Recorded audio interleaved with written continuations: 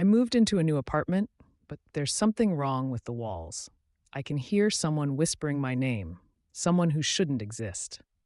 The moment I stepped into my new apartment, I felt a chill that seemed to seep through the very walls. It wasn't just the drafty air or the dated decor. It was something deeper, something that made the hairs on the back of my neck stand on end.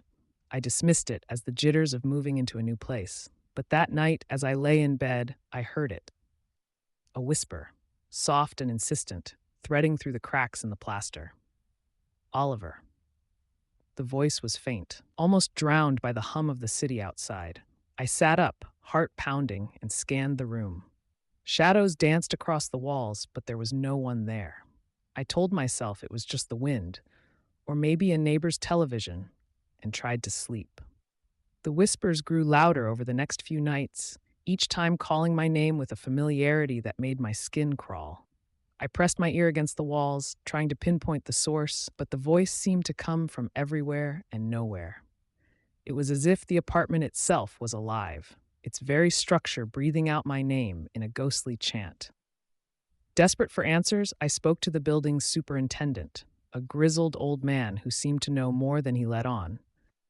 He told me the apartment had been vacant for years, ever since the previous tenant, a reclusive artist named Alara, had vanished without a trace. Rumor had it she had been obsessed with capturing voices in her paintings, spending hours listening to the walls. I returned to my apartment, my mind racing. As I lay in the dark, the whispers began anew, clearer and more urgent than before. Oliver, come closer. Driven by a morbid curiosity, I followed the sound to a section of the wall that seemed to pulse with an unnatural energy. I touched it, feeling a vibration beneath my fingertips, and the whispering intensified, a cacophony of voices now, all calling my name. With trembling hands, I began to peel away the layers of wallpaper, revealing a hidden mural beneath.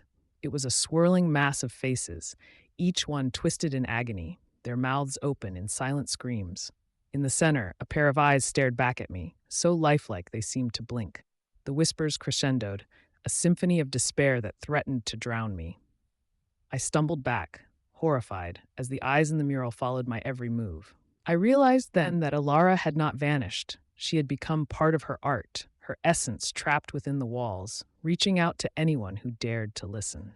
I fled the apartment that night, leaving everything behind.